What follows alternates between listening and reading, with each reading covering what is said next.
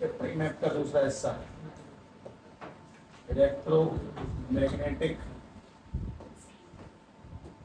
Spectrum.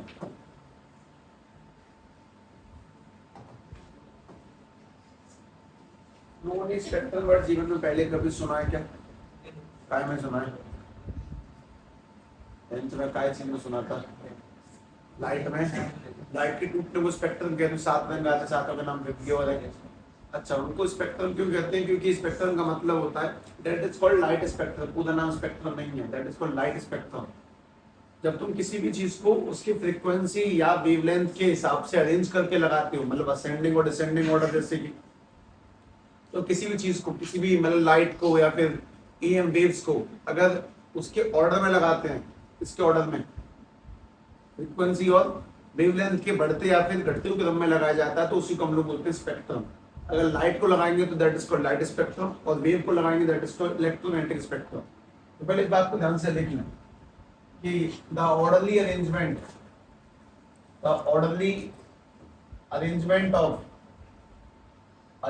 of EM waves in accordance with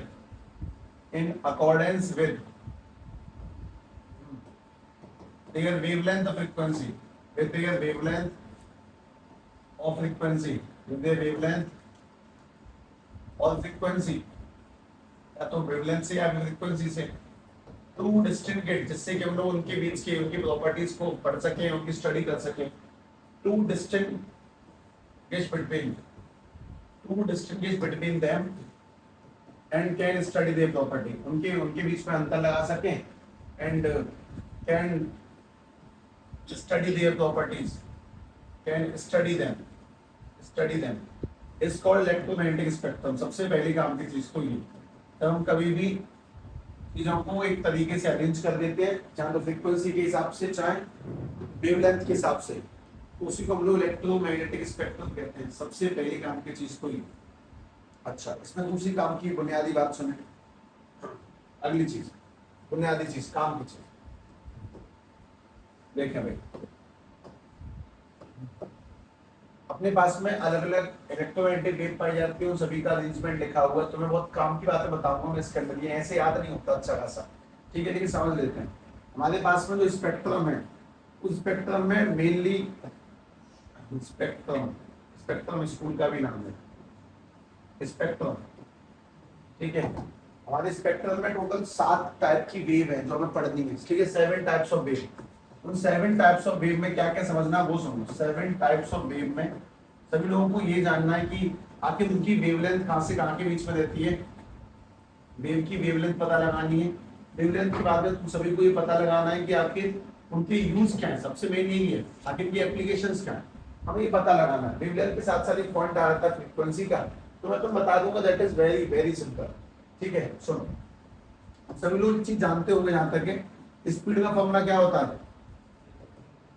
speed का formula distance upon में time. अच्छा भाई, डिस्टेंस अपॉन में टाइम, मैं उसी बात को वापस लिखने वाला हूँ लेकिन सिंबलों की फॉर्म में। स्पीड को दुनिया किस लेटर से दिखाती है? बी से, लेकिन अगर लाइट की स्पीड को किससे दिखाते हैं? उसको सी से। तो C equals to my distance upon में टाइम। वेव के टाइम पे डिस्टेंस क्या होती है? वेव मतलब जब अपनी वेव चलती है तो वेव के चलने में किस चीज को डिस्टेंस माना जाता है? इसको, लैम्डा को, वेवलेंथ को डिस्टेंस मानते हैं। तो मैंने इसको लिख दिया लैम्डा अपॉन में टाइम, डिस्टेंस अपॉन में टाइम अपॉन में टी। एक काम की चीज ये भी है कि शायद तुम लोगों को अंदाजा हो कि 1/t को हम लोग क्या बोलते हैं? न्यू, यानी कि फ्रीक्वेंसी। 1/t यानी कि न्यू, बोले तो फ्रीक्वेंसी। टाइम का उल्टा करेंगे तो फ्रीक्वेंसी निकल के आता है। तो स्पीड इक्वल्स टू में लैम्डा मल्टीप्लाई में फ्रीक्वेंसी। अच्छा, सभी लोग मुझे एक बात और बता दो, मैंने एफ लिख दिया लेकिन ऐसा नहीं मिलेगा तुमको, में तो मिलेगा न्यू, इसको न्यू यानी कि फ्रीक्वेंसी। काम की मैं बताता हूँ तुमसे क्या कहना, ठीक है। काम की बात सुनो, सी दुनिया का कांस्टेंट है। सी की वैल्यू कितनी होती है? 3 × 10 की पावर। छुट्टी लेट होती है क्या? कितना लेट? लेट बिल्कुल होती है, सीधे ड्रेस में आ जाती है, तो कुछ समझने वाली बात है।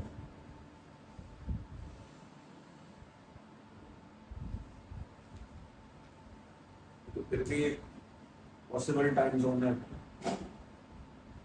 तो सर्दियों में क्रिएट होती है। हाँ भाई, मैं तुमसे क्या कह रहा हूँ वो सुनो। सी की वैल्यू कितनी होती है? 3 × 10⁻⁸। और लेमडा क्या चीज है?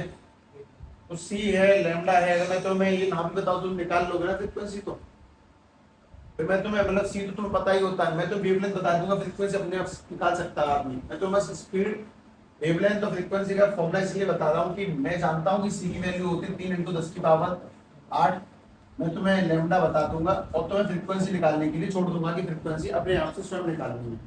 अच्छा ठीक है, कोई बात नहीं। अब काम का पॉइंट ये है कि हमें क्या पढ़ना है। हमारे पास 7 टाइप की वेव पाई जाती है, उन सभी की पहले तो देखेंगे वेवलेंथ कितनी है और उन सभी का यूज समझना है। फिर यूज समझना ही इस चैप्टर का सबसे मेन पॉइंट है।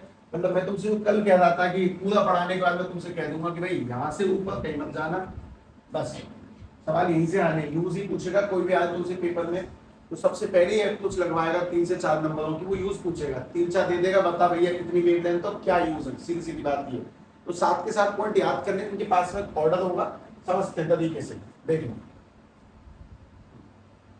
तो पास में 7 वेव कौन सी वो समझो। ये बहुत सिस्टमैटिक तरीके से लिखी हुई है, बिल्कुल सिस्टमैटिक तरीके से।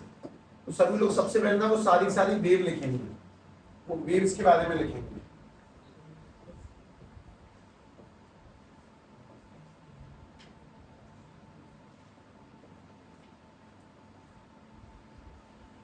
ठीक है, 7 वेव। ठीक है, इसी ऑर्डर में लिखना। ठीक है, GX UV IMR, GX UV IMR ऐसे लिखनी। GX UV IMR।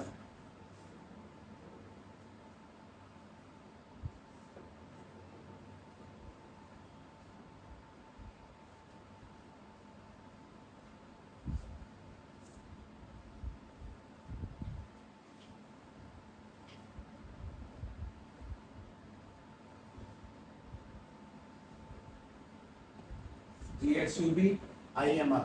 ठीक है, इसमें जी माने क्या वो तुम्हें शायद याद होता है। मतलब ये लेटर ऐसे याद करने, कोई ट्रिपिंग मत बना। GXUV IMR। ठीक है, इसको याद रखिए। जैसे तुम लोगों ने वो याद कर रखा विबग्योर। ठीक है, इसको बोलो मत, बस ऐसे दिमाग में कोडिंग में आ जाएगा अपने आप। GXUV IMR। इसमें GX क्या चीज है? Gamma rays. उसके बाद में X क्या चीज है? X raise. U क्या चीज है? Ultraviolet rays. Ultraviolet rays UV rays जिन्हें कहते हैं। वी क्या चीज है? विजिबल। विजिबल रेज वो लाइट वाली जो है। ठीक है, विजिबल लाइट वाली। अल्ट्रा वायलेट के बाद विजिबल। उसके बाद में आई कौन सी है? Infrared rays. उसके बाद में एम कौन सी है? माइक्रोवेव। और माइक्रोवेव के बाद में आर कौन सी है? Radio wave. ये तुम्हारे पास में ये सारी चीजें हैं, इनको लिखें। ये 7 है। इन 7 में काफी ठीक ठाक से बातें सुनने ध्यान से। सभी लोग पहले दिमाग में कुछ काम की बढ़िया बढ़िया बातें सेट कर लो। देखो, जैसे अपने पास में ये कोई 2 वेव हैं, एक और दूसरी वेव ये 1 2 3 4 ऐसे करके। जरा एक छोटे सवाल का जवाब दे, मैं किसकी वेवलेंथ ज्यादा है? वेवलेंथ यानी कि distance between the 2 top point, और फ्रीक्वेंसी यानी कि नंबर ऑफ साइकिल्स। मैं लिख देता हूँ इस बात को। हालांकि हम हमेशा ये सोचते हैं कि 12th में पढ़ा रहे होते हैं, ये बात तो अलग को आती होगी, बहुत छोटी कहानी है, पर अपने लिए आसान है, वो सबके लिए नहीं। वेवलेंथ यानी कि डिस्टेंस बिटवीन 2 पॉइंट, वेवलेंथ यानी कि लैम्डा, वेवलेंथ यानी कि लैम्डा। और उसके बाद में काम की फ्रीक्वेंसी, फ्रीक्वेंसी यानी कि number of oscillations taken, new. इसकी यूनिट होती है हर्ट्ज, और भी सब लोग जानते हैं, और इसकी यूनिट होती है मीटर, डिस्टेंस। वेवलेंथ यानी कि डिस्टेंस बिटवीन 2 क्रस्ट। कंसेक्यूटिव में लगानी जगह नहीं है, जानबूझ के बनना नहीं है मुझे। डिस्टेंस बिटवीन 2 क्रस्ट, लगातार क्रस्ट के बीच में आने वाला डिस्टेंस। और फ्रीक्वेंसी यानी कि नंबर ऑफ ऑसिलेशंस इन पर सेकंड, नंबर ऑफ ऑसिलेशंस इन पर सेकंड, नंबर ऑफ ऑसिलेशंस इन पर सेकंड। ठीक है, इस बात को पहले समझ लें। मतलब ऐसा मान लो कि मैं सीधे सीधे पढ़ाता, पर ऐसे मन मेरा ऐसे क्या आ जाता है कि नहीं यार ये बात कर लेनी चाहिए ढंग से। तो सुन, इन दोनों के बीच की distance, this is called wavelength, और इनकी distance is called wavelength. Wavelength यानी कि दोनों के बीच की डिस्टेंस। अच्छा, जिनकी वेवलेंथ ज्यादा वो चक्कर ज्यादा काटे या कम काटेंगे? तो जिनकी वेवलेंथ ज्यादा है तो उनके लिए 1 चक्कर और 2 चक्कर 1 सेकंड का समय मान लेते हैं अगर इसको। तो जिनकी वेवलेंथ कम है उनके लिए चक्कर गिनो, 1 2 3 4, तो इसके लिए चक्कर 2 है तो इसकी फ्रीक्वेंसी है 2 हर्ट्ज, और यहाँ पे चक्कर है 4 तो इसकी फ्रीक्वेंसी निकल के आ जाएगी 4 हर्ट्ज। ठीक है, काम की चीज है। तो बहुत सिंपल बात है, बताओ जिसकी वेवलेंथ ज्यादा होगी उसकी फ्रीक्वेंसी कम, और जिसकी फ्रीक्वेंसी ज्यादा होगी उसकी वेवलेंथ कम, यानी कि frequency and wavelength are inversely to each other. ठीक है, ये दोनों एक दूसरे के इनवर्स हैं, इनवर्सली प्रोपोर्शनल है। सबसे पहली काम की बात की, फ्रीक्वेंसी अगर ज्यादा है तो वेवलेंथ कम है, वेवलेंथ अगर ज्यादा है मतलब गैप ज्यादा है, ज्यादा छलांग लगा के चल रही है कोई भी वेव, तो सीधी बात है चक्कर कम काटेगी। इसमें मोस्ट इंपोर्टेंट बात सुनिए, दोनों में से कौन सी वेव में ज्यादा एनर्जी होगी? एनर्जी वेवलेंथ बढ़ने से बढ़ती है कि फ्रीक्वेंसी से? ये सवाल, इन दोनों में कौन सी है जिसमें एनर्जी ज्यादा होगी? सुनो, एनर्जी इज सीधे सीधे प्रोपोर्शनल टू फ्रीक्वेंसी। जिसकी फ्रीक्वेंसी ज्यादा होती है उनमें एनर्जी ज्यादा होती है। जिन वेव में फ्रीक्वेंसी ज्यादा होगी उनमें एनर्जी ज्यादा, जो ज्यादा चक्कर काटती है ना उसमें एनर्जी ज्यादा पाई जाती है। अगर इसमें 4 चक्कर है, इसमें 2 चक्कर है, इसमें दुगनी एनर्जी पाई जाती है। कुछ ऐसा हिसाब पता लगा सकते हो। वेवलेंथ उल्टा, इसकी वेवलेंथ ज्यादा होगी उसमें एनर्जी, फ्रीक्वेंसी ही एनर्जी को डिसाइड करेगी, किसी वेव की एनर्जी। ठीक है, अब बात समझ ले, काम की चीज है। तुम्हारे सामने जो ऑर्डर रखा गया ना वो इंक्रीजिंग वेवलेंथ की फॉर्म में है। मतलब कि जब नीचे की ओर आओगे तो इनकी वेवलेंथ बढ़ रही है, वेवलेंथ इंक्रीजिंग। इस बात का मतलब ये है कि सबसे कम वेवलेंथ किसकी है इस पूरे खेल में? सबसे कम वेवलेंथ किसकी है? गामा की। उससे ज्यादा किसकी है? एक्स रेज की। उससे ज्यादा वेवलेंथ अल्ट्रावायलेट की, उससे ज्यादा विजिबल की, उससे ज्यादा इसकी, उससे ज्यादा इसकी, और सबसे ज्यादा आर की। वेवलेंथ सबसे ज्यादा आर की पाई जाती है। सबसे कम एनर्जी किसमें होगी? रेडियो वेव में। रेडियो तभी तो अपने आसपास फोन लगा के सुन लेते। तुम खड़े हो जाओ यूवी रेज में, लेकर देर पता चल जाएगी तुम्हें। एक्स-रे में खड़े हो जाओ तुम, गामा रेज के आसपास पर बॉडी को म्यूटेट कर देगी, डीएनए को खत्म कर देती है। वो जो बम भटकता है एटम बम, वो गामा रेज रिलीज करता है, जिससे डीएनए म्यूटेशन हो जाता है। मतलब बच्चे पाइज जो पैदा होते हैं उसी कारण से होते हैं, क्रोमोसोम्स के डैमेज होने पर। तो बात है गामा रेज में ज्यादा एनर्जी है, छोटी भी होती है। मोस्ट इंपोर्टेंट बात ये, जिनकी वेवलेंथ अगर नीचे की ओर बढ़ रही है तो फ्रीक्वेंसी कहां बढ़ेगी? ऊपर की ओर। तो फ्रीक्वेंसी, अब तुम किसी भी एक फैसले को याद कर सकते हो कि फ्रीक्वेंसी इंक्रीजिंग। सबसे काम की चीज, सबसे ज्यादा एनर्जी कौन से में है? गामा में। उसका रीजन क्या है? फ्रीक्वेंसी कम है। सबसे कम एनर्जी किसमें है? रेडियो वेव में, क्योंकि फ्रीक्वेंसी ज्यादा नहीं, फ्रीक्वेंसी कम। फ्रीक्वेंसी ज्यादा है, इसकी फ्रीक्वेंसी कम है। इसकी फ्रीक्वेंसी ज्यादा है उसमें एनर्जी ज्यादा है, इसकी फ्रीक्वेंसी कम है उसमें एनर्जी कम है। तो एनर्जी कम यानी कि कम हीट करेगी, हीट नहीं पहुंचाएगी, हमें ज्यादा दिक्कत नहीं देगी। ये तुम जानते हो कि विजिबल लाइट है उसमें हीट होती है, होती है। जो संदेश से हम तक लाइट पहुंचती है सूरज से, उसमें हीट होती है, वो गर्मी बनाती है, उसी से जून का महीना बनता है। तो कुल मिला के बात है कि हाँ इनमें हीट है, इनमें भी हीट है, इनमें बहुत ज्यादा हीट, इनमें विशेष ज्यादा हीट है, इनमें बहुत कम कम हीट है। इंफ्रारेड रेज जानते हैं सभी लोग? हाँ,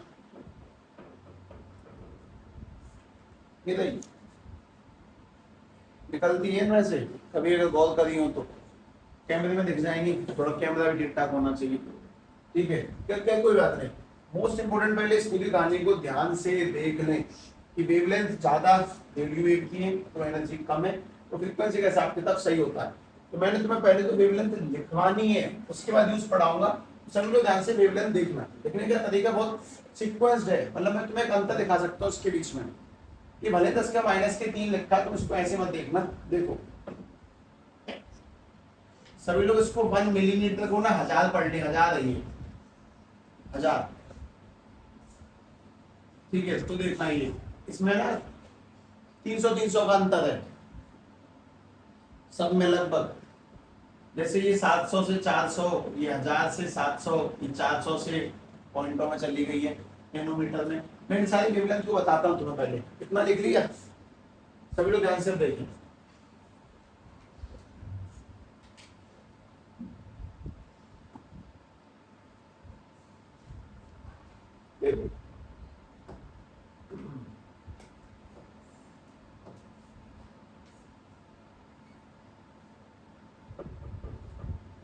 हाँ भाई,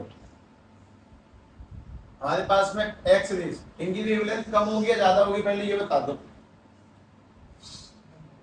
कम वेवलेंथ होगी, इनमें ज्यादा एनर्जी, तो इनकी जो वेवलेंथ है वो 1000 1/1000 नैनोमीटर से भी छोटी होती है, 1/1000 नैनोमीटर। इसी को हम लोग लिख देते हैं लेस देन 10⁻³ nm। नैनोमीटर के 1000वें हिस्से से भी छोटी पाई जाती है। नैनोमीटर पहली बात तो कुछ छोटा, मिलीमीटर का 1000 नैनोमीटर, और उसके भी नीचे पाई जाती है। तो मैं और बताऊं नैनोमीटर से पीछे नीचे पाए जाते हैं जो पिको, फर्मी वगैरह, नहीं तो सुन लेंगे आगे कभी। अच्छा, एक्स रेस की वेवलेंथ तो इन बिटवीन पाई जाती है, मतलब जैसे ये यहाँ पे खत्म हो गई है 1 नैनोमीटर, ये इसके बीच में टूटी है, -3 है ना, तो -3 पहले लिखो, यहाँ पे -3 है तो पहले -3 लिखो, और इसकी जो वेवलेंथ है यानी कि लैम्डा, वो -3, मैं लैम्डा से नहीं लिखता, चलो मैं ऐसे लगा लिख दूं, एक मिनट। इसकी वेवलेंथ पहले ये वाला हिस्सा रखना है, नैनोमीटर से 1 नैनोमीटर के बीच में पाई जाती है, 1 नैनोमीटर। रुक जा, ऐसे बात देखना, रुको, GXUVIMR, ठीक है भाई। इनकी जो वेवलेंथ है वो 10⁻³ नैनोमीटर से छोटी पाई जाती है। इनकी वेवलेंथ 1 नैनोमीटर से 10⁻³ नैनोमीटर के बीच में पाई जाती है। इनकी वेवलेंथ 400 नैनोमीटर से 1 नैनोमीटर के बीच में पाई जाती है। इनकी वेवलेंथ 700 नैनोमीटर से 400 नैनोमीटर के बीच में पाई जाती है। अगर तुम थोड़ा सा दिमाग लगाओ तो ये वेवलेंथ बढ़ रही है लगातार, दिमाग लगाओ, ये आ गई 1 से 400, ये आ गई 400 से 700, इस करके अगली भी वो 1000 चली गई है, वो 1000 को उन्होंने मिलीमीटर करके लिख दिया, ठीक है। मैं इसको लिख रहा हूँ 1000 नैनोमीटर से 700 नैनोमीटर में आ जाती है, 700 नैनोमीटर, और अगली आखिरी वाली वो 1000 से भी ज्यादा पाई जाती है, तो उसको ऐसे लिखा जाता है वो 0.1 मीटर से ग्रेटर पाई जाएगी, ठीक है। इसको पहले ध्यान से देखिए, इन सब की वेवलेंथ अलग अलग, वेवलेंथ का फ्रीक्वेंसी निकालना is not a big deal, पर मोस्ट इंपोर्टेंट जरा सीक्वेंस देखें, बस थोड़ा बहुत बुद्धि लगाएंगे तो अब पहला और आखिरी सा याद करना है, बाकी तो बीच के से थोड़े ऑर्डर में चल रहे हैं, 1 से 400, 400 700, 700 से 1000, ऐसे करके रख लें ध्यान से। इसमें मोस्टली तो सवाल पूछा ही जाता है, वो एक तो विजिबल कहां से कहां के बीच में पता होना चाहिए, इंफ्रा पता होना चाहिए। इंफ्रा को मैंने 1000 नैनो लिखा है, इसको कोई 1 mm मिलीमीटर और 700 नैनोमीटर भी बोल सकता है, ठीक है, कैसे भी दो तुम्हें सही लगे लिख दो। गामा की वेवलेंथ हमेशा कितने से छोटी, 10⁻³ से, रेडियो की वेवलेंथ 0.1 से बड़ी, लिखना ध्यान से।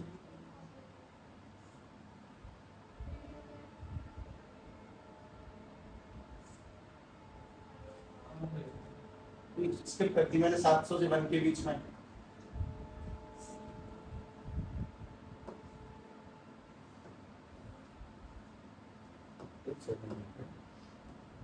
IMR ये तो 0.1 से बड़ी यानी, और ये 0.1 700 1000, तो ये 1 मिलीमीटर से उसके बीच में, 1 मिलीमीटर से 0.1 के बीच में, ठीक है।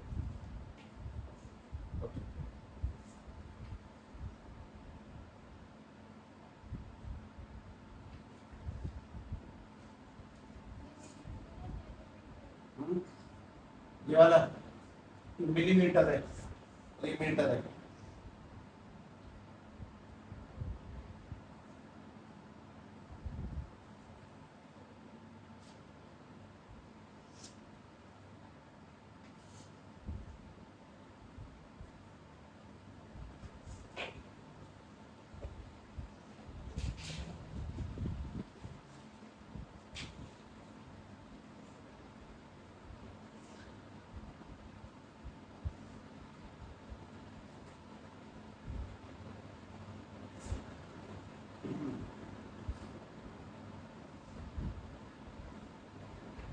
अब सभी लोग एक एक करके ये पढ़ेंगे, एक करके बस तुम्हें ध्यान से लिखना कि अगर गामा, तो ये सब तो ठीक है, इन सब के यूज क्या है, ये सारी वेव आगे इस्तेमाल कहाँ पे होती है, कुछ कैंसर के इलाज में इस्तेमाल होती है, कुछ बॉडी मसाज में इस्तेमाल होती है, कुछ देखने में तो स्मॉल विजिबल लाइट नहीं होती होगी, यूवी रेज का भी इस्तेमाल है भाई, एक्सरे का इस्तेमाल हम लोग जानते नहीं जान पाते, कुछ ऐसे ही देख के आंखें खुल जाती हैं आदमी की हैं। देखना ध्यान से, ठीक इसे लिख दिया ये पूरा। चलो आगे सुनो, अगला हिसाब किताब इन सब के इस्तेमाल, जो इस्तेमाल है उस तरीके से लिख के जाएंगे कि हम एनर्जी सबसे पहले लो वाली फिर हाई वाली, मतलब नीचे से स्टार्ट करना है। सबसे पहले सब लोग लिखेंगे रेडियो वेव की यूज, रेडियो वेव की इस्तेमाल, ठीक है। ये उसी ऑर्डर में लिख के जा रहे हैं जिस ऑर्डर में ये पूछे जाते हैं, सब कुछ मान सकते हो, ठीक है। रेडियो वेव के बाद में उससे ऊपर कौन सी थी, माइक्रोवेव, माइक्रोवेव से ऊपर कौन सी है, इंफ्रारेड, इंफ्रारेड माइक्रोवेव से ऑल्सो कॉल्ड हीट वेव्स, ठीक है, इंफ्रारेड। तो इन सभी के इस्तेमाल देखें ध्यान से। सबसे पहली काम की बात ये कि रेडियो वेव मतलब प्रोड्यूस हासिल भी होती है, वो सब बात की बात है। रेडियो एप्लीकेशन कहाँ पे है, radio, television, communication system, mobile phones, उन सभी जगहों पर। और अल्ट्रा हाई फ्रीक्वेंसी की वॉइस कम्युनिकेशन के लिए, ultra high frequency communication something like that कि ऐसा मान लो कहते हैं सिग्नल भेजे अंतरिक्ष में और फिर वो लौट कर आए हैं, ऐसा कुछ कोई थ्योरी वोरी सुनी है तुमने, गाय डेढ़ सौ क्यों भेज रहे हैं अंतरिक्ष में सिग्नल, क्यों अपनी लोकेशन बता रहे हैं सबको, कोई आ गया ऊपर से भाई चाहे ऐसा शांति किया नहीं जाता, कितना एक्सप्लोर कर लोगे उस ब्रह्मांड को, कोई नहीं कर सकता। मानव की जीवन आयु 100 वर्ष से अधिक नहीं हो सकती, और उससे पहले पृथ्वी को तबाह करने के ऊपर तुला हुआ है। क्या करेंगे ऐसे डिस्कवरीज का, आई जस्ट सिंपल लागू मार्स में जीवन की लोड है, जहां का है वहां का बचाव कर लेंगे,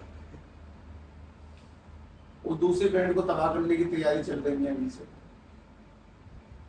ध्यान से बात सुनो, रेडियो वेव्स के इस्तेमाल सबसे पहला जो इसका एप्लीकेशन दैट इज रेडियो में सभी लोग जानते हैं, उसके बाद में इसका टेलीविजन में, उसके बाद इसका कम्युनिकेशन सिस्टम में, इन सभी जगहों पर इसका इस्तेमाल किया जाता है। कम्युनिकेशन सिस्टम वही काफी है, इतना ही लिखें ध्यान से, कम्युनिकेशन सिस्टम। इसमें बहुत अच्छी बात ये लिखी है कि साहब इनकी फ्रीक्वेंसी सबकी लिखी है, फ्रीक्वेंसी लिखी है, उसके बाद में कुछ काम की ज्यादा लिखी हुई है। लेकिन मोस्ट इंपोर्टेंट ये भी है कि रेडियो वेव इस्तेमाल कहाँ से होती है, क्योंकि ये मतलब बनती कहाँ से, सबसे ज्यादा इस्तेमाल हम लोग जिनका करते हैं रेडियो वेव भी है, हर इस्तेमाल हर आदमी इस्तेमाल करता है रेडियो वेव्स का। तो इनका यूज तो जाना बल्कि वो भी देखें कि आखिर ऑरिजिनेट कहाँ से होती है। तो produce by accelerated motion of charge, बिल्कुल सेम जैसा अपन लोगों ने स्टार्ट में लिखा था कि वेव कैसे बनती है चार्ज पार्टिकल्स के मोशन से, तो वही बात लिखी हुई है कि produced by accelerated charge particle, accelerated charge particle in wires, charge particle इन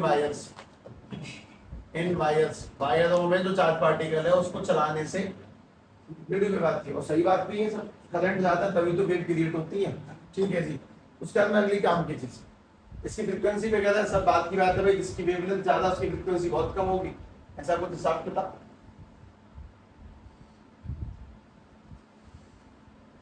और इसकी फ्रीक्वेंसी कम है उसकी एनर्जी कम होगी। अच्छा मैं तुम्हें एक आंसर निकलवाता हूँ, तुमसे कर लो।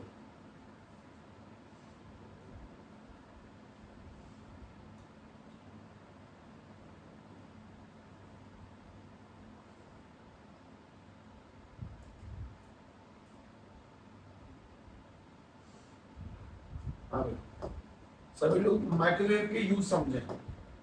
सबसे पहली बात तो माइक्रोवेव सबसे ज्यादा इस्तेमाल होती है किसमें है, रडार में, एयरक्राफ्ट में, नेविगेशन सिस्टम में, जो बॉर्डर पे सिक्योरिटी लगी होती है कि कोई हवाई जहाज हमारे बॉर्डर में तो नहीं घुस रहा है, उसको लोकेट करने के रडार का इस्तेमाल करते हैं, उसको माइक्रोवेव, तुम्हारा माइक्रोवेव वो ओवन उसे कहते हैं कि वो माइक्रोवेव ओवन ही तो होता है ना, हाँ वो भी है, पर लेकिन सबसे मेन वो है, वो भी यूज थोड़ी है, सब ओवन में इस्तेमाल करते हैं इसको। अब भाई तुम बात समझो कहानी को, सर चक्कू का इस्तेमाल किस लिए किया जाता है, नस काटने के लिए, नॉट ए प्रॉपर यूज, समझिए उसका सही इस्तेमाल। तो वैसे करके माइक्रोवेव का सबसे पहली जो एप्लीकेशन है दैट इज रडार। रडार में मतलब मैं साफ साफ लिखूं तो एयरक्राफ्ट और नेविगेशन सिस्टम, एयरक्राफ्ट और नेविगेशन सिस्टम, यानी कि नेविगेशन सिस्टम, एयरक्राफ्ट और नेवल सिस्टम, ठीक है। तो इस बात को ध्यान से देखते हैं। वो मिलिट्री वगैरह से बहुत कुछ लिख रखा है, पर आदमी अपने आप समझ जाता है, यहाँ सब एक ही बात थी, मैं समझ गया ऑटोमेटिकली। और फिर जब किसी के मन में सब ना आए तो वैसे भी लिख दें कि ओवंस, उनमें भी इस्तेमाल होता है, ठीक है। बात है कि प्रोड्यूस कहाँ से होता है वो सुने, गन डायोड से, ठीक है। इसका प्रोडक्शन देखना, इसका production production from gun diodes. इसमें गन डायोड और वैक्यूम ट्यूब के नाम दिए, ये इनके नाम है, मतलब वैक्यूम ट्यूब्स होती हैं उनसे बनती हैं, उन वैक्यूम ट्यूब्स के नाम दिए गए हैं, ठीक है। प्रोडक्शन फ्रॉम वैक्यूम ट्यूब्स, चलो वैक्यूम ट्यूब्स ही लिखा मैंने। और उसमें भी काम की बात है कि अपने पास वैक्यूम ट्यूब के कुछ नाम लिख दिए गए हैं, फॉर जस्ट नॉलेज के लिए सेट करना चाहे तो कर लें, ठीक है। सबसे पहले तो गन डायोड सबसे मेन यही है, गन डायोड ही सबसे पहली पसंद है जवाब में। तो उसके बाद है मैग्नेट्रॉन्स और लास्ट नाम क्रिस्ट्रॉन, मैग्नेट्रॉन क्रिस्ट्रॉन, ठीक, मैग्नेट्रॉन क्रिस्ट्रॉन, ठीक है।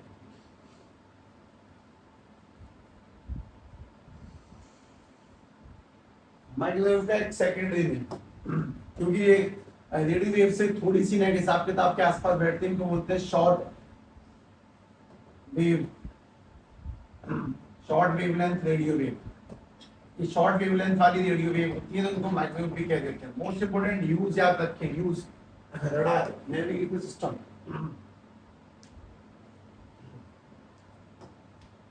अगला heat waves, also known as, पहले ये लिखते हैं इंफ्रारेड वेव्स को आल्सो हीट वेव्स भी कहते हैं, इनको हीट वेव नाम से जाना जाता है। सबसे पहली काम की चीज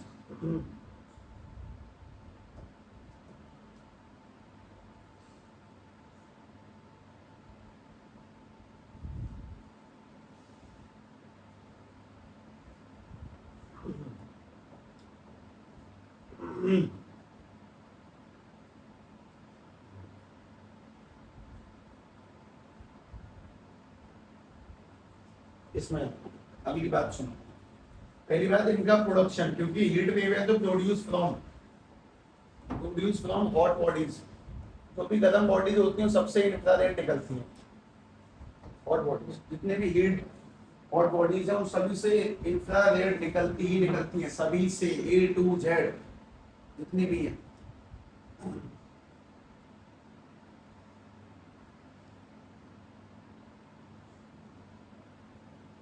आसान चैप्टर समझ नहीं आता, कठिन समझ में नहीं आता।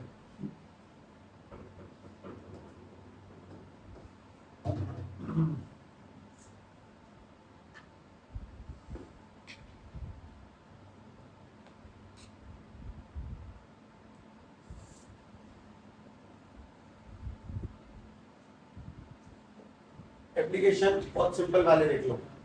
सबसे पहला तो एलईडी बल्ब में इस्तेमाल होता है, एलईडी बल्ब रिमोट वाला स्विच, वही जो अपन लोगों ने अभी लिखा। उसके बाद में ग्रीन हाउस इफेक्ट भी इन्हीं की वजह से क्रिएट होता है, ठीक है। यूज लिखें इसके यूज, सबसे पहला तो एलईडी बल्ब वगैरह, LED bulb and switches, LED वो लिख दो, रिमोट यार, एलईडी रिमोट वगैरह में इनका इस्तेमाल है, ठीक है। इसमें एक चीज नहीं लिखी है, मैं उसे ऐड कर रहा हूँ, उससे ऐड कर लेना। वो मस्कुलर हीटिंग के लिए मसाज होती है, मसाज देते हैं कोई मशीनों से, कुछ आता है मसाजर सा, उसमें वो हीट के साथ मसाज देता है, तो उसमें भी इसका इस्तेमाल किया जाता है। लिख दे रहा हूँ मैं, बॉडी मसाज लिख दे रहा हूँ, चलो बॉडी मसाज सही लिखा है क्या, मैसेज तो नहीं है ये, ठीक है।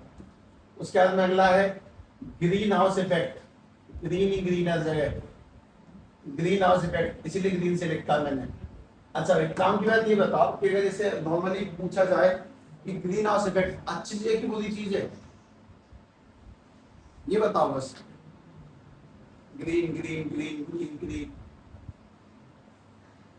ग्रीन हाउस इफेक्ट अच्छी चीज है कि बुरी चीज है, ये बताओ। आदमी के दिमाग में इतना अच्छा सिंगल लोगों ने बनाया है कि ग्रीन माने अच्छा और रेड माने बुरा। अगर इसका नाम होता है रेड हाउस इफेक्ट और जिन्होंने कभी पढ़ा नहीं है तो red house effect, green house effect अच्छी चीज है, खतरनाक है ये हमारे लिए। ग्रीन हाउस इफेक्ट ही वो फिनोमेना है जिसकी वजह से पृथ्वी का टेम्परेचर बढ़ता है, जिसको अपन लोग ग्लोबल वार्मिंग कहते हैं, ग्रीन हाउस इफेक्ट। इससे एक्चुअली में होता क्या है मैं ऐसे डिफाइंड में नहीं लिखने वाला, मैं तुम्हें सीधी सी बात बताता हूँ।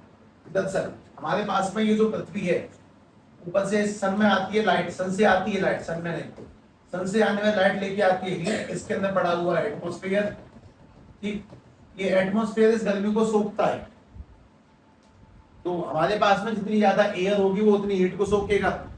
एक न्यूटन का नियम है कि बॉडी जितना टाइम लगाती है हीट को सोखने में, उतना टाइम लगाती है उसको रेडिएट करने में। दोनों में सेम टाइमिंग रहती है।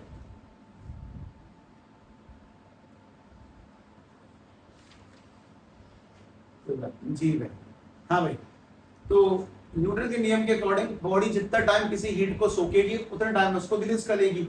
तो हमारी ये जो एटमॉस्फेयर में गैसों की मात्रा है ना, बहुत मतलब भगवान ने कुछ सोच समझ के बनाई है। ये हीट को सोखती है। जैसे कि मान लो पूरे दिन में सन अपनी चरम सीमा पकड़ना स्टार्ट करता है 10 बजे से लगभग, और 10 से कुछ 4-5 बजे तक, मतलब अराउंड 6 से 7 घंटे के बीच में ऐसा मानो। अलग अलग जगहों पे ये चीज अलग अलग टाइमिंग की है, पर एवरेज 6 से 7 घंटे, 8 घंटे मान लो। 7 से 8 घंटे तक ये हीट को सोखते हैं गैसेस। हीट को सोखती हैं तो पृथ्वी का तापमान 50 तक पहुंच जाता है।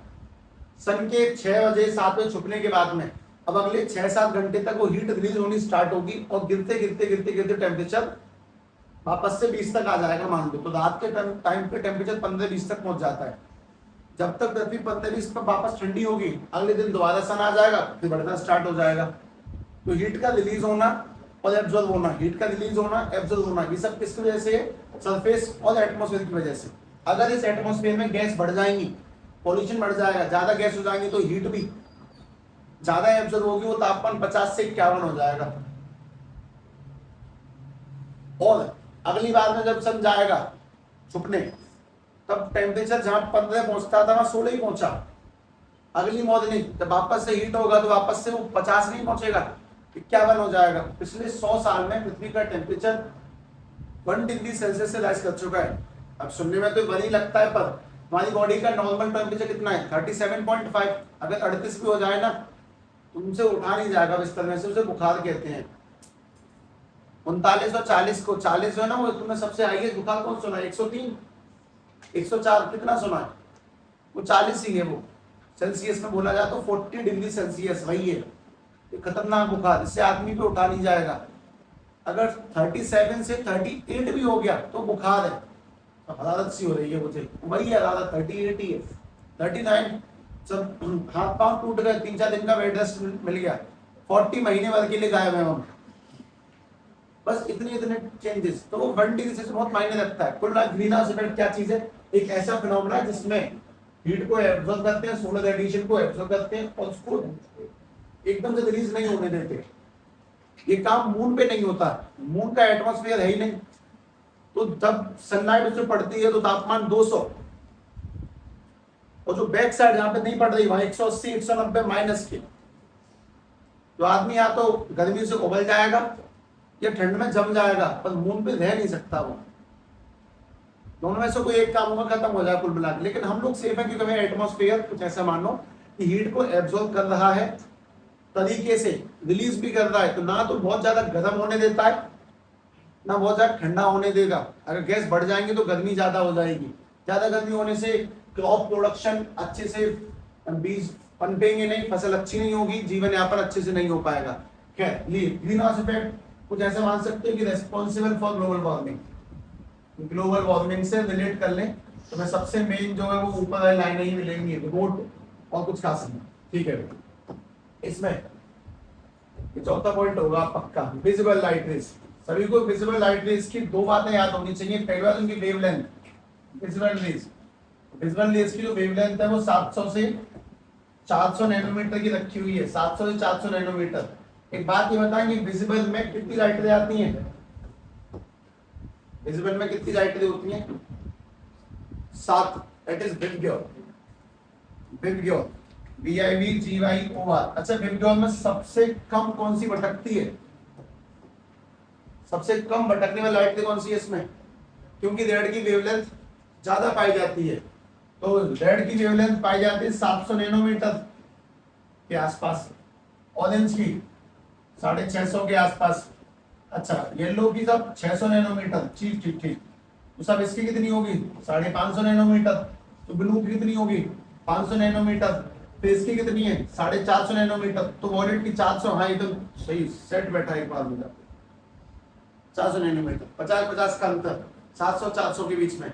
सबसे ज्यादा किसकी वेवलेंथ है रेड वाले की। अच्छा बात है कि साहब इसका यूज को तुमसे पूछेगा ही नहीं, इसका मेन यूज क्या है देखना, ये विजुअलाइजेशन में यही हेल्प करता है देखने के लिए, कोई नहीं पूछता इस हेल्प की बातों को, ठीक है। इसमें काम क्या है सब इसकी फ्रीक्वेंसी, जैसे इसकी वेवलेंथ लिखी है 400 से 700 के बीच में, इसकी फ्रीक्वेंसी भी सेम लिखी हुई है 4 से 10 की पावर 14 हर्ट्ज से लेकर 7 10 की पावर 14 हर्ट्ज तक। Wavelength is similar to frequency, इस वाले केस में पावर थोड़ा सा अंतर है, पर ठीक है। ये बहुत अच्छी बात है कि तुम्हें कैसे याद रहेगा कि इसकी 700, क्योंकि रेड की वेवलेंथ ज्यादा होती कम भटकती है, यूज बिल्कुल नहीं देखनी।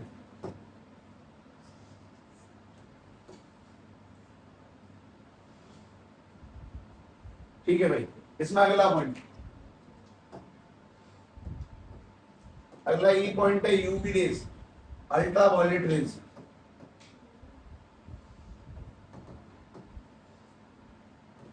लोगों ने अभी इसकी वेवलेंथ तो लिखी थी ना।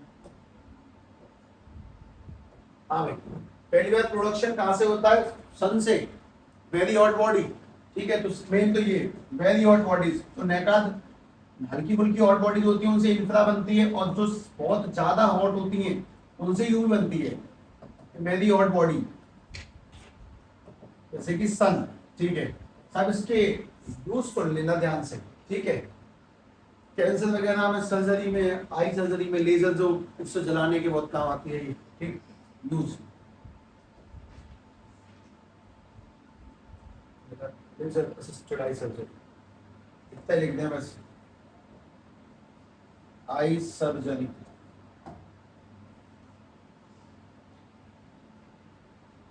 इससे कुछ हार्मफुल इफेक्ट भी होते हैं हमें, स्किन कैंसर वगैरह इससे हो जाता है, उसका यूज नहीं है, इसे लिखना नहीं है। कैटरेक्ट रिमूवल, सब कुछ।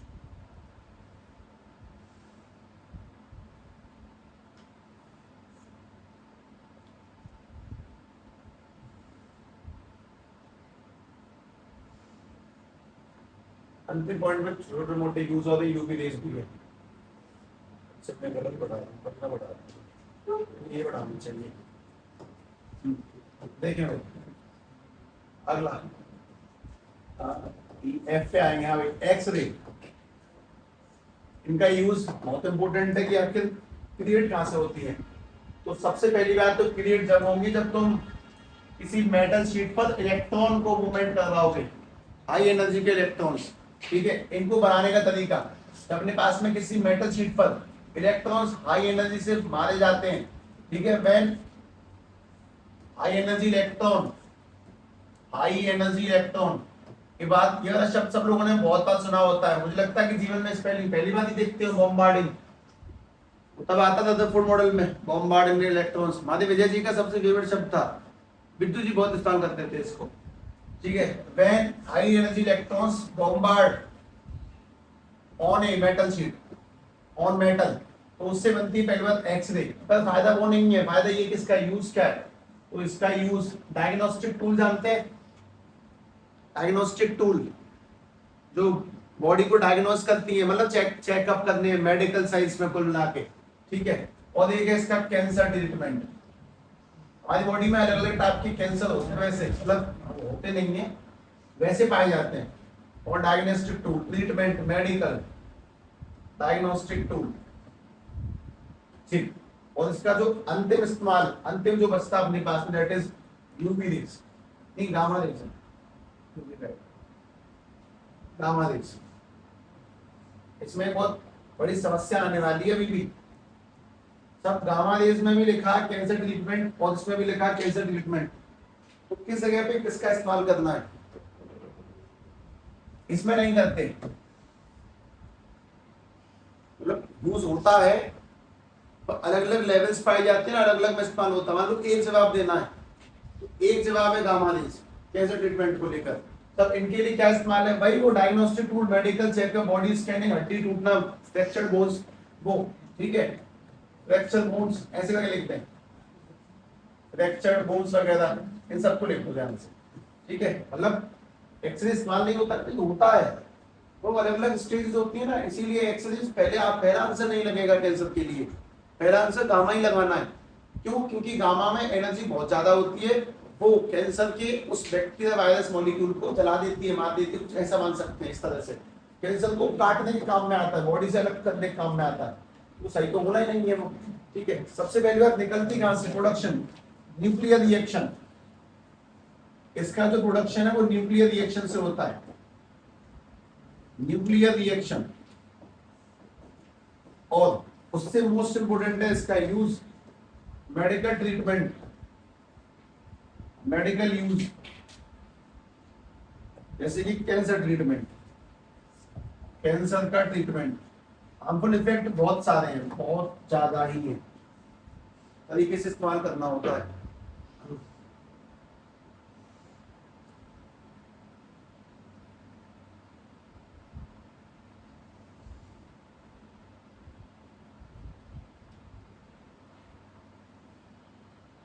ये याद करने बैठ के रटने अच्छे से, अभी तो रटने करके आरंभ होगा, ऐसे नहीं होगा। असली जो रटने वाली कला है वो ऑर्गेनिक है, जो उसे रट सकता है वो सब कुछ रट सकता है। जो कहते हैं वो लोग ऑर्गेनिक समझने की, हाँ रेशियो है समझने का, 20-80 20-25% समझनी होती है, 70-75% याद ही करनी है भाई। वो रिएक्शन नहीं करी मतलब वो होनी ही नहीं है कभी जीवन में, अपने आप समझ के सवाल नहीं है वो, कोई अपने आप हो जाएंगे। ठीक है, इसमें अगली काम की चीज सुने ध्यान से। चैप्टर का ऑलमोस्ट सारा हिस्सा खत्म हुआ। अब सभी लोग जहां पर भी चल रहे हैं उसमें ना कुछ नई नई बातें और ऐड कर ले, छोटे मोटे पॉइंट है, अक्सर पूछ ले जाते हैं। लेकिन एंड में definition, what is displacement current, what is displacement current, ये अब सीमा से स्टार्ट हो रहा है।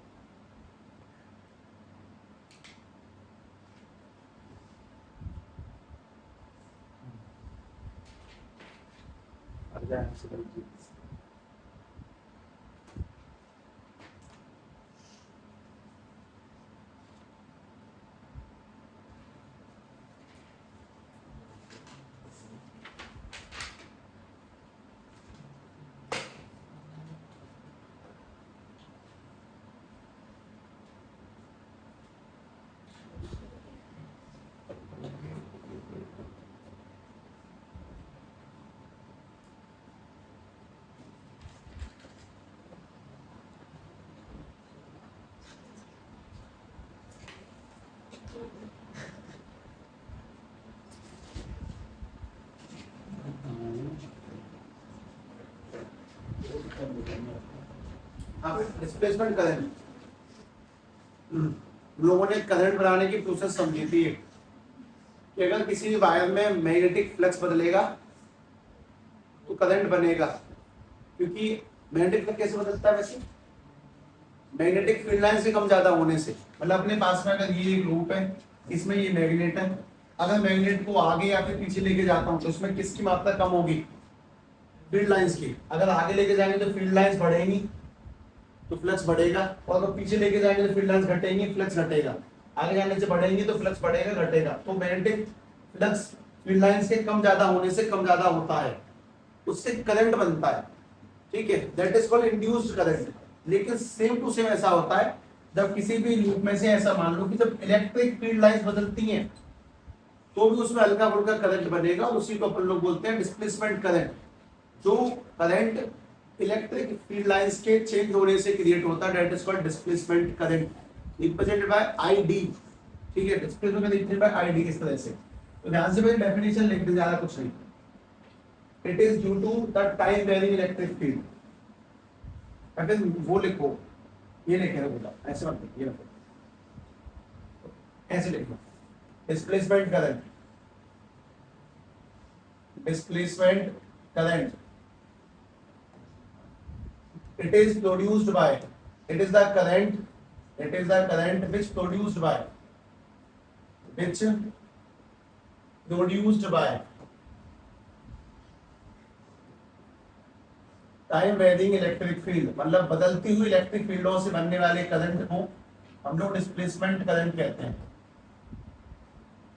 Electric field is called displacement current. ठीक है, इसमें काम की चीज जैसे अपन लोगों ने किसी टाइम पर देखा था एक फॉर्मूला, इस करके ये वाला भी करंट का फॉर्मूला इज माइनस के that is D phi upon में dt बना दो।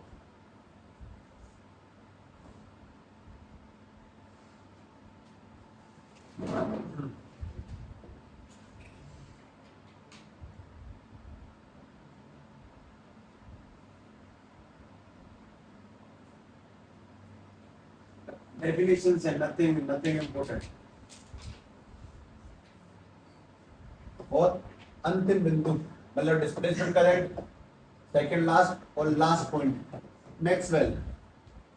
मैक्सवेल ने 4 इक्वेशन दी थी अपनी, वो 4 इक्वेशन बस रख लेनी है तुम्हें अपने पास में, कुछ लफड़ा नहीं पड़ेगा उनसे।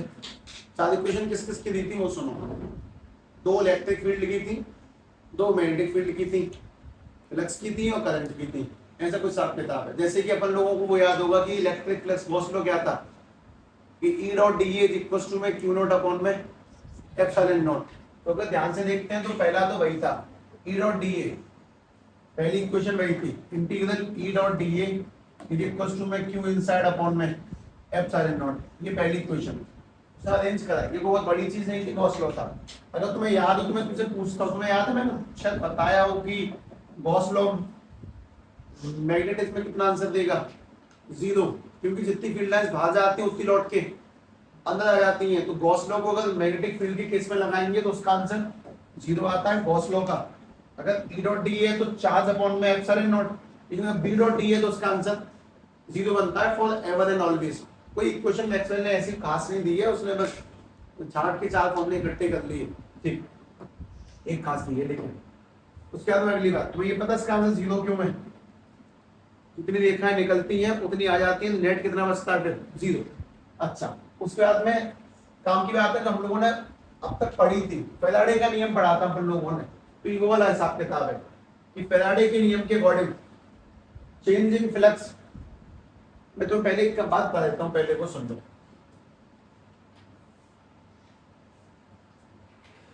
बस तो सिंपल आएंगी integral E dot D L और ये वाला है integral B dot D L, दोनों की दोनों सेम है। हाँ भाई, पहले ये किसी को याद है क्या integral B dot D L कहीं पे करा हो तो? Ampere's circuital law, integral B dot D L is equal to mu naught I inside. तो अपने पास में अगर तुम थोड़ी बुद्धि हटाओगे तो 2 एरिया के फॉर्मूले EDA BDA और 2 वापस से लेंथ के हैं EDL और BDL। अगर EDA का फॉर्मूला देखेंगे तो Q अपॉन में एप्सिलॉन नॉट और BDA का देखेंगे तो 0। लेकिन काम की बात है कि इंटीग्रल B डॉट DL तुम्हें याद तो होगा कि म्यू नॉट I इनसाइड है, लेकिन उन्होंने कुछ बातें उसमें और भी ऐड करी। उन्होंने ये ऐड करा कि किसी भी वायर में जब करंट जाता है तो उसके अंदर थोड़ा बहुत करंट और भी इंड्यूस होता है इलेक्ट्रिक फील्ड से, उसको डिस्प्लेसमेंट करंट कहते हैं। और हम लोग डिस्प्लेसमेंट करंट ऐड नहीं करते उस फॉर्मूले में, इसलिए जो एम्पियर सर्किटल लॉ था तो छोटी सी कमी थी। उस एम्पियर सर्किटल लॉ को संपूर्ण रूप से सही किया मैक्सवेल ने, और उस दिन के बाद से वो म्यू नॉट जो I साइड हुआ करता था वो I के साथ साथ वो डिस्प्लेसमेंट करंट और ऐड करवाने लगे म्यू नॉट में। तो बनने लगा वो म्यू नॉट के बाद में जो ऊपर लिखा भाई E naught D phi upon में dt। तो ये एम्पियर का नियम था, इसने मैक्सवेल में कुछ वेरिफिकेशन करी कि वो टोटली करेक्ट नहीं था, and it becomes amperes Maxwell circuital law मिला के। हेलो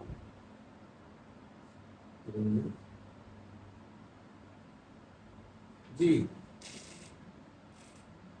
जी, मैं आपको अभी नहीं बता सकता, आपसे बाद में बात करूंगा।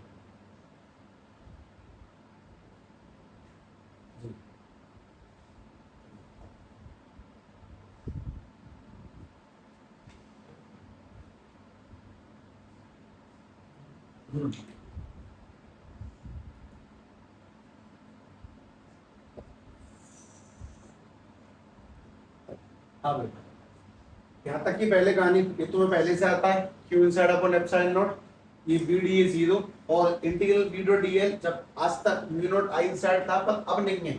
उसमें बात ये कि जब वायर में करंट जाता है तो थोड़ा बहुत करंट बनता है, उसको अपन लोग डिस्प्लेसमेंट करंट भी कहते हैं।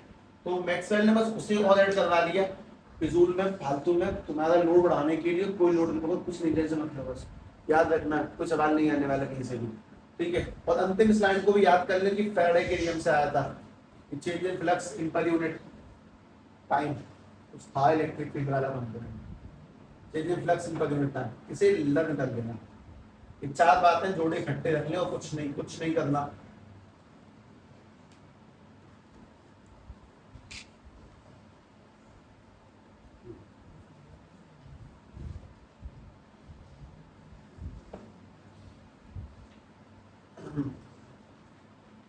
ये सेकंड लास्ट दोनों पॉइंट बस ऊपर से दिमाग से ध्यान रखने के हैं, इनमें कुछ भी फालतू ज्यादा सोचने का नहीं है। इस चैप्टर की सबसे मेन चीज वो थी कि कब किसका क्या इस्तेमाल है, उससे इम्पोर्टेंट इसमें कुछ भी नहीं है। 7 वेव्स के इस्तेमाल जान लो और कुछ नहीं करना है इस पूरे खेल में। हम लोग मंडे को ऑर्गेनिक स्टार्ट करते होंगे, ध्यान रखें सभी लोग चैप्टर नंबर 8 तक वेव्स का पूरा रिवीजन करें, 8 तक सारे, और उल्टे रिवाइज करें 8 7 6 5, 1 से स्टार्ट मत करो, अब बैक जाओ, 8 से 7 पे जाओ, 7 6 पे जाओ। मेन डेरिवेशन जो भी चीजें लिख के प्रैक्टिस करें कंटिन्यूअसली। इस महीने में 30 त्योहारों की संख्या थोड़ी ज्यादा बढ़ जाएगी, वो आते रहेंगे जाते रहेंगे, हर साल आते हैं हर साल होते हैं, खुद को डिस्टर्ब ना करें, ठीक है। ट्रैक पे फोकस्ड बने रहें, ठीक है। मंडे करेंगे।